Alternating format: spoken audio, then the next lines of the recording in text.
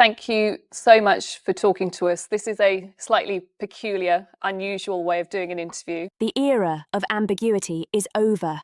The line of inheritance will no longer be a guessing game. King Charles III, in an official statement on December 12, 2025, made it crystal clear. The grand corridors of Windsor Castle fell into stunned silence as the king, in a move unlike any before, addressed the nation and his family live from the White Drawing Room. The topic? The final, irreversible end of all royal inheritance claims by Prince Harry and his children, Archie and Lilibet Mountbatten Windsor. This wasn't just a personal choice, it was a constitutional hammer drop, a line, both legal and dynastic, drawn with absolute precision, an act designed to end the chaos and cement the future of the British monarchy. Behind Charles stood a gilded lectern, flanked by the royal arms and 2 Union Jacks, a stage set for history. His words were surgical, sharp, and unmistakably official. Not angry, not mournful, but deliberate. He wasn't speaking as a father.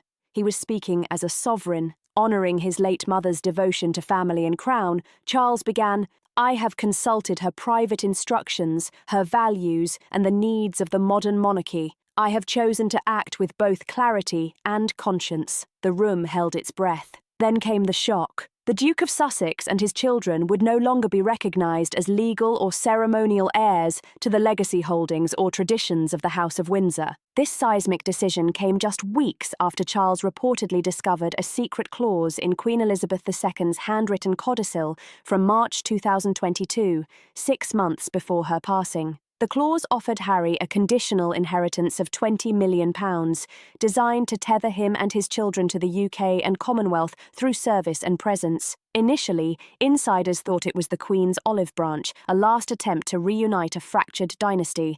Instead, it reopened old wounds. The gulf between duty and defiance proved irreconcilable. Sources close to the palace confirmed that after days of legal scrutiny and high-level family talks, including a tense, closed-door summit with Charles, Princess Anne and Prince William, the Queen's clause would not be executed. It would remain in the archives as history, but never part of the royal future. Charles appeared to have made peace with his mother's posthumous wishes, but he also made a choice. "My responsibility is not to rebuild what refuses to be repaired, but to preserve what must endure." On December 10, 2025, Buckingham Palace's Crimson Drawing Room hosted a private family briefing. Those present, Prince William and Princess Catherine, Princess Anne and Vice Admiral Sir Timothy Lawrence, Prince Edward, Duke of Edinburgh, Sophie, Duchess of Edinburgh, Lady Louise Windsor, James, Earl of Wessex, Princess Beatrice and Princess Eugenie. Deliberately absent, Harry and Meghan Markle. Witnesses described a grave but resolute atmosphere. Charles, beneath Queen Victoria's portrait, formally declared that succession lines, inheritance rights and custodianship of royal heritage would now be enshrined in written statute, not just tradition. A long-held, unwritten code was now law. Princess Anne reportedly showed rare emotion, stating, "It is time. We've waited long enough." Prince William remained calm, yet firm. Lady Louise reportedly cried later, telling staff, "It's not about revenge, it's about responsibility." For decades, the public mistook royal inheritance as a jackpot of palaces, jewels, and fortune. Charles shattered that illusion.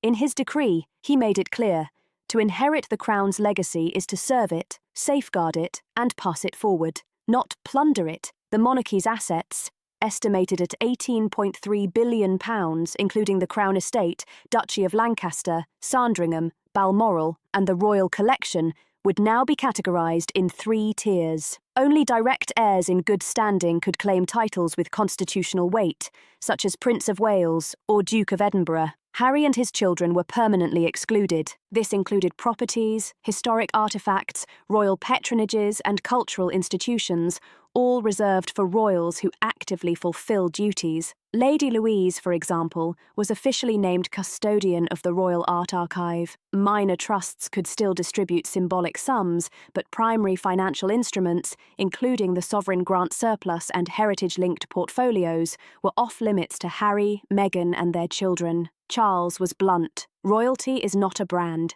It is a burden to bear. No official response came from Harry or Meghan. Legal reps declined comment. but sources in Montecito hinted at Harry's devastation, especially over Archie and Lilibet's exclusion. A close friend of Meghan told The Times, "This is Charles trying to erase them, not just from titles, but from memory." For Charles, it was never about erasure. It was about separating family from monarchy, private grief from public duty. The king concluded his statement with a promise. By January 2026, a formal royal succession charter would be published, naming official heirs to legacy titles, custodians of historic assets, and the responsibilities of service, duty, and preservation. The first document of its kind in British history, it would codify what was once passed quietly from sovereign to sovereign. The Sussex illusion, that royal inheritance could be activated at whim, was finally over. As the dust settled from King Charles's seismic decree, the spotlight turned decisively to the Prince and Princess of Wales. In the wake of the announcement, William and Catherine didn't just inherit titles, they assumed active custodianship of a monarchy redefined. In the following days, William quietly took on new internal responsibilities, including oversight of the Duchy of Cornwall's education grants. Catherine met privately with curators of the Royal Ceremonial Dress Collection, now officially under her patronage. But beyond ceremonies and symbolism, their presence sent a powerful message: continuity through character. Where others walked away, they stayed. Where others abandoned duty, they endured. A senior aide told The Telegraph, "William and Catherine stayed. They served. That's what the crown rewards now. Not blood alone, but devotion." Their marriage had been hailed as a breath of modernity, but under relentless public scrutiny, tabloid obsession, and family drama, it became something stronger, a fortress of unshakable duty. Unlike the Sussexes, whose exit from royal life was marked by rebellion and exposure, the Wales opted for stoic restraint. Insiders recall that during Catherine's most difficult health crisis in 2025, an undisclosed condition later revealed to be a cancer scare, William never missed a public engagement unless accompanying her to private medical appointments, showing unwavering loyalty in the harshest of lights. A united front during this turbulent period earned the admiration not just of the public, but of King Charles himself. It is no coincidence that the Royal Succession Charter, currently in draft form, lists both William and Catherine, not only as heirs to legacy, but as first-tier co-custodians of the Royal Parks Commission, the Historic Palaces Preservation Fund, and the Commonwealth Education Alliance, responsibilities previously under Queen Elizabeth's watchful eye.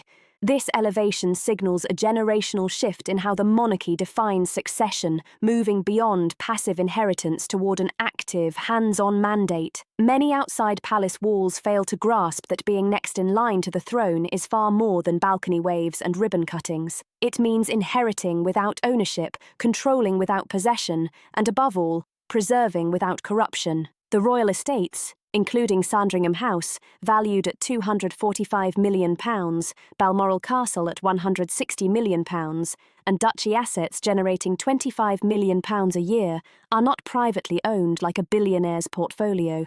They are family-held, crown-tied legacies, governed by centuries-old rules, and increasingly under Charles's newly codified directives. William's greatest test won't be becoming king, said Lord Hawthorne, a senior Crown legal advisor. It's becoming the caretaker of 1,000 years of history without letting it collapse under the weight of modern life. This is why the updated charter introduces the designation of custodial royalties, a distinct status separate from ceremonial duties. It applies to those entrusted with safeguarding royal residences and artifacts, overseeing royal art, coin and manuscript collections, and approving the commercial use of royal properties strictly for charitable gain. This is not a title one can choose. It is earned, appointed, and monitored through annual performance evaluations conducted by the newly formed Royal Heritage Audit Council, ensuring accountability at every level. Perhaps the most revealing shift in tone did not come from Charles's decree itself, but from an unpublicised private seminar at St George's House, Windsor, 2 days later. The topic: the responsibilities of inheritors in the modern monarchy. Attendees included Prince George, Princess Charlotte, 10, accompanied by tutors, and Lady Louise Windsor, now a formal custodian of the Royal Art Archive, James, Earl of Wessex, received his first succession-level briefing alongside the children of Princess Anne, Peter and Zara's older teens. Palace aides note this gathering marked the first time royal children were formally educated on the structural, legal and moral weight of their future roles, not just tiaras and palaces, but heritage, trust and political neutrality. George reportedly paid special attention. One advisor recalled he asked, "What happens to the crown if no one chooses to serve it anymore?" A question that his great-grandmother, Elizabeth II, would have both feared and admired. While William may be next king, Catherine's role is increasingly vital, quietly assuming legacy-based responsibilities once overseen by Elizabeth and Philip. She has led archival digitization projects, selected curators for royal exhibitions, and spearheaded a royal ethics curriculum for Commonwealth schools, all behind closed doors. Known in palace circles as the archivist in pearls, Catherine is not just preserving history, she is curating it for the future. One staffer remarked, "She is taking the past, grounding it, and translating it into a living legacy." Her influence will be most visible in the upcoming 2026 Coronation Legacy exhibit, which Catherine is co-designing to spotlight the lives and sacrifices of previous consorts. A royal source confirmed it will include tributes to Queen Elizabeth, Princess Diana, and even Queen Camilla. A bold, bridging move between generations. Not all reactions have been celebratory. Zara Tindall, Princess Anne's daughter, was overheard telling a friend, "This isn't about bloodlines anymore. It's about loyalty." That is new, and not everyone will pass that test. Even within the royal circle, tension simmers over who earns inclusion in the custodial layer versus who is relegated to ceremonial sidelines. Yet Catherine's tone remains grounded. At a quiet charity event in Yorkshire, just one day after the decree, she was asked by a patron if it all felt like too much pressure. Her response, "Pressure reminds you it's not yours to own, only yours to protect." Words that echoed with dignity, standing firm against the emotional and political storm that had engulfed the family. Following King Charles's declaration, two figures stood out not for spectacle, but for silent strength: Princess Anne and Prince Edward, siblings who have long embodied duty without drama. While public attention often fixates on headlines and scandals, the monarchy's working core has relied for decades on Anne and Edward. In this new era of codified succession and clarified inheritance, Charles made it official. Both Anne and Edward, along with their children, are recognised as formal stewards of Windsor's legacy. "The institution is larger than any one monarch," Charles stated during the December Family Council, "but it cannot stand without the shoulders of those who hold it upright, consistently, quietly, and with resolve." Even at 75, Princess Anne, the hardest-working royal, has carried out over 20,000 engagements in her lifetime. Now, for the first time, her legacy is being enshrined in writing. Under the Royal Succession Charter, Anne has permanent stewardship of the Royal Military Archives, authority over intergenerational family protocols, and ceremonial standards. She also holds a senior advisory role in the Royal Remembrance Commission, curating national memory around war, service, and sacrifice. But beyond titles, Anne's voice has become central to defining inclusion in the monarchy. Sources confirm it was Anne who advised Charles in early November 2025 that waiting for reconciliation was no longer viable. It would be erosion. She is widely credited with articulating the Crown's new doctrine of containment. Exclusion, if necessary, is not cruelty. It is protection, often overlooked by the press. Prince Edward, now Duke of Edinburgh, has emerged as a stabilising force in palace operations at 61. He heads the Royal Legacy Infrastructure Board, tasked with maintaining and modernising royal residences not open to the public. This includes Crago Lodge, Gat Park, and overseeing logistics for royal ceremonies and state banquets, along with environmental upgrades to listed properties, including Balmoral and Holyrood House. Perhaps most symbolic is his oversight of Windsor Castle's restoration, following the devastating fire 3 decades ago. Staff say his work mirrors the monarchy's current era: rebuild, reinforce, endure. Edward does not chase headlines, a senior aide said, but without him, the monarchy's machinery would falter. The Royal Succession Charter also introduced a new tier: legacy beneficiaries. Non-direct heirs who nonetheless bear responsibility over discrete royal assets now have clearly defined roles. Lady Louise Windsor, 22, appointed Royal Art Archive custodian, oversees digitization and curation of over 700 years of Windsor's sketches, paintings, and manuscripts, mentored by Catherine, with public exhibitions planned for 2027. James, Earl of Wessex, 17, began his Royal Heritage Fellowship this year, shadowing palace logistics, estate management, and ceremonial planning, expected to assume state procession coordination by age 21. Peter will serve as non-political ambassador to the Commonwealth Business and Philanthropy Alliance, Zara to lead the Equestrian Heritage Foundation, preserving royal horse culture and sport. This tier system ensures clarity and contribution.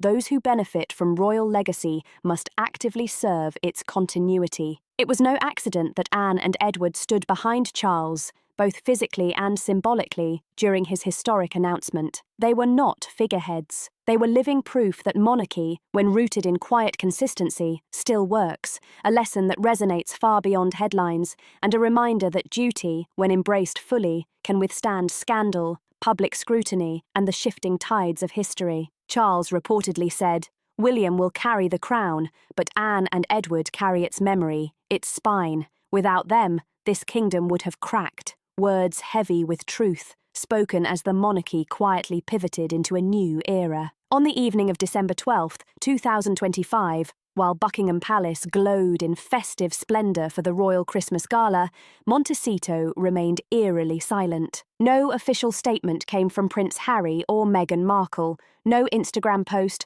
no podcast, no documentary teaser. But beneath California calm, a storm was raging. The legal exclusion of Harry, Archie, and Lilibet from all current and future inheritance rights under the Royal Succession Charter was far more than a procedural formality. It was a final break, personal, political, and symbolic. "He thought it would never come to this," said a close friend of Harry's. "But it did, and it's permanent. This was not negotiation, not warning, not review. It was, in King Charles's own words, the final administrative and emotional severance. Since stepping back from royal duties in early 2020, Harry and Meghan had maintained what one palace aide called strategic ambiguity. They gave interviews hinting at pain but clung to titles. They criticised the crown yet professed family loyalty.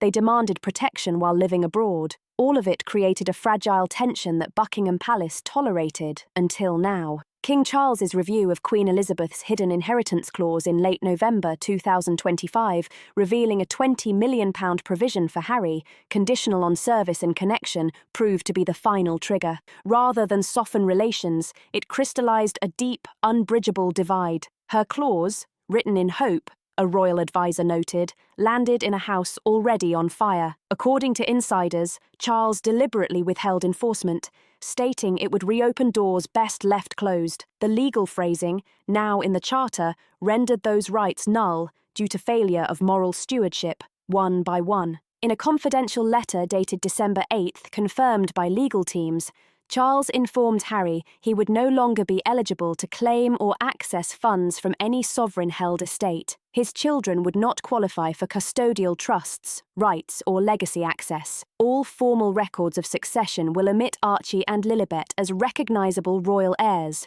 though they may retain courtesy styling abroad. The letter, drafted by Sir Hugo Greyston, Lord Chancellor to the Crown, was countersigned by Princess Anne and Prince William, a legal manoeuvre reinforcing intergenerational consensus. The family had given him years to reconcile, but time had turned into avoidance, then defiance. This final action, sources say, was inevitable, though Harry and Meghan refused to participate. Public responses from Los Angeles confirmed Meghan was furious, viewing the exclusion as vindictive erasure. Harry, while devastated, has not ruled out legal action, especially regarding the symbolic rights of his children. His legal team is reviewing international inheritance protections. Experts agree Charles's actions fall within sovereign immunity, but the emotional consequences were profound. Meghan reportedly told friends the monarchy was punishing her children for her independence. Meanwhile, Harry, described as grieving not just his mother, but now his country,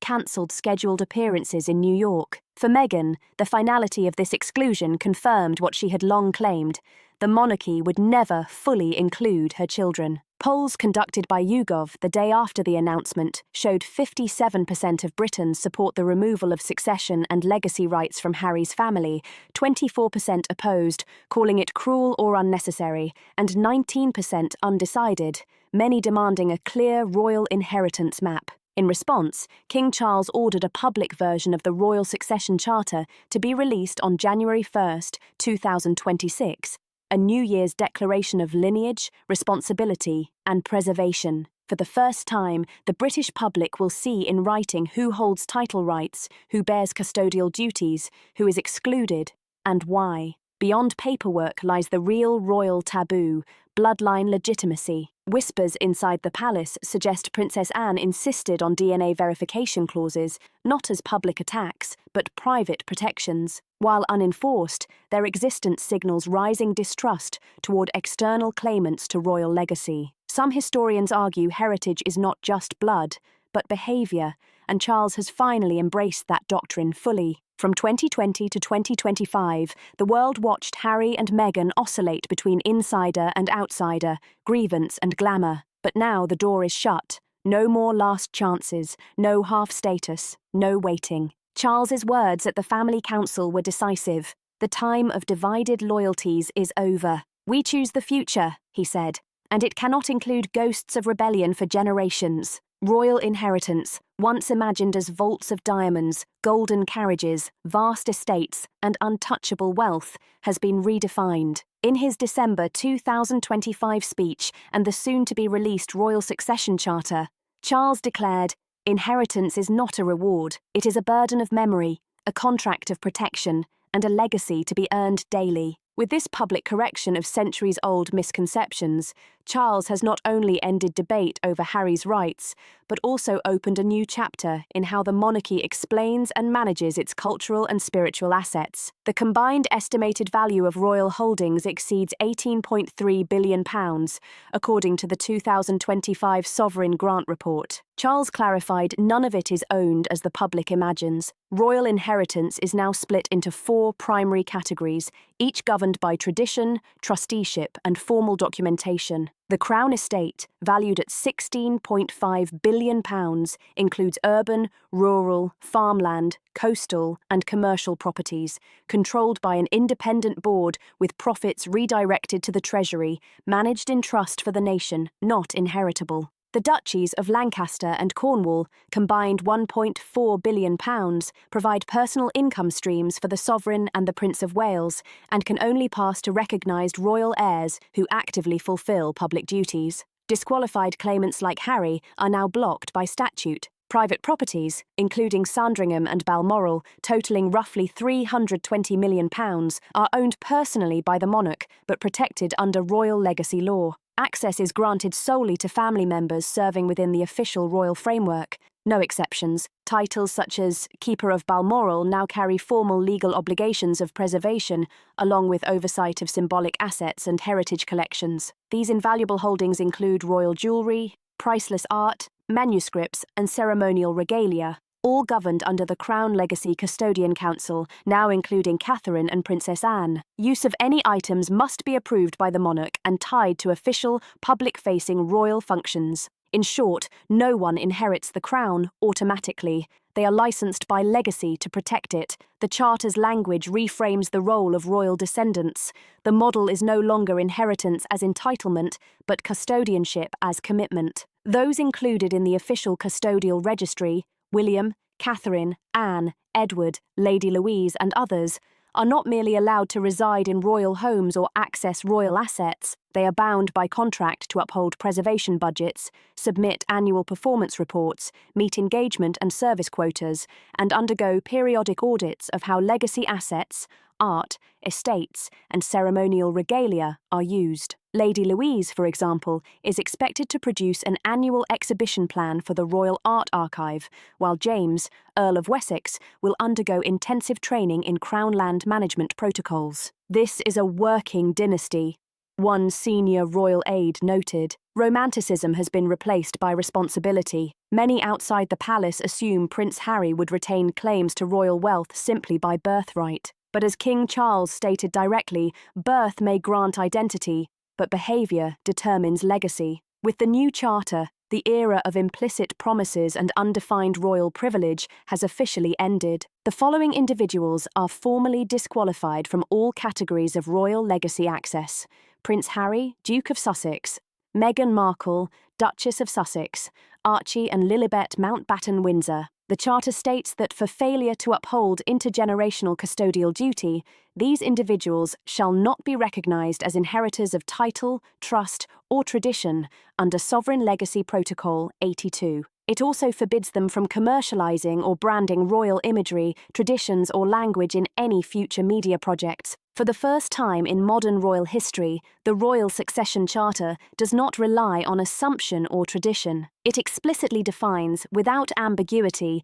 who will inherit which responsibilities and under what conditions. At the centre of this line stands Prince William, whose succession to the throne is described as constitutional and uncontested. The Charter emphasises that his position is not simply hereditary, but anchored in continuity, duty, and the unbroken trust placed in him by both the Crown and the institution. Following him is Prince George, named as the future holder of the Duchy of Cornwall, a role he will formally assume at age 18. This inheritance is conditional. The Charter requires sustained service, formal residency commitments, and demonstrable preparation for public responsibility. The duchy is framed not as financial privilege, but as a working estate that funds royal service and national engagement. The document also introduces a significant generational shift by appointing Princess Charlotte as Royal Legacy Custodian of Culture. Her responsibilities will include oversight of royal music, ceremonial dress, educational patronage,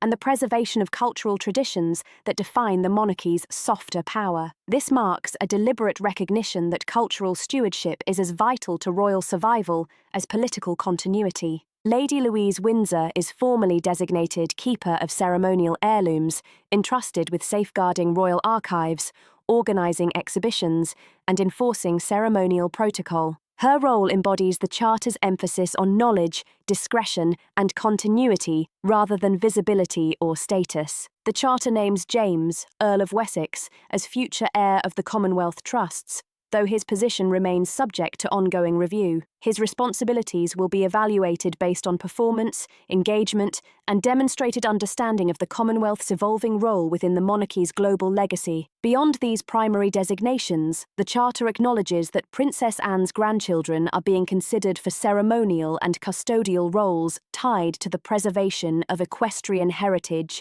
agricultural stewardship, and rural royal traditions. These roles, while not tied to succession or wealth, are framed as essential to maintaining the Crown's historical relationship with the land. One contributor summarised the philosophy behind these decisions with stark clarity. It's not about who you were born as, it's about who shows up and stays. In doing so, the Charter redraws the meaning of inheritance itself. Legacy in the modern House of Windsor is no longer assumed by birth alone. It is assigned, earned, reviewed, and if necessary, revoked. What emerges is not a monarchy diminished by scandal, but sharpened by clarity. This is no longer a dynasty run on myth and margin. It is a structured institution where duties must be met to justify privileges received. King Charles's new model replaces passive grandeur with active governance. The monarchy, in his vision, is no longer something to be inherited. It is something to be earned,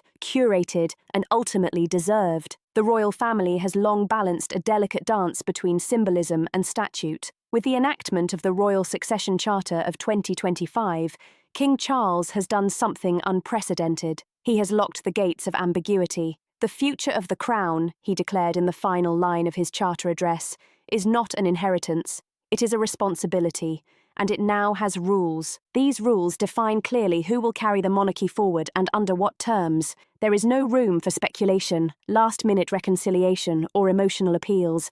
The true heirs of Windsor have been named not just by blood, but by behaviour, duty, and endurance. Prince William will inherit the throne. His succession is constitutional and uncontested. He is the only living descendant of Queen Elizabeth II deemed unconditionally eligible to rule. Prince George, upon turning 18, will take full control of the Duchy of Cornwall, provided he meets service and residency expectations. His role will be economic, managing vast properties and supporting rural development through Crown income, Princess Charlotte has been appointed Royal Legacy Custodian of Culture, overseeing the preservation and promotion of royal contributions to music, education, and ceremonial tradition. Lady Louise Windsor will serve as Keeper of Ceremonial Heirlooms, curating and protecting artifacts such as gowns, jewels, coronation robes, and historical manuscripts. Her appointment comes after years of quiet dedication to historical preservation.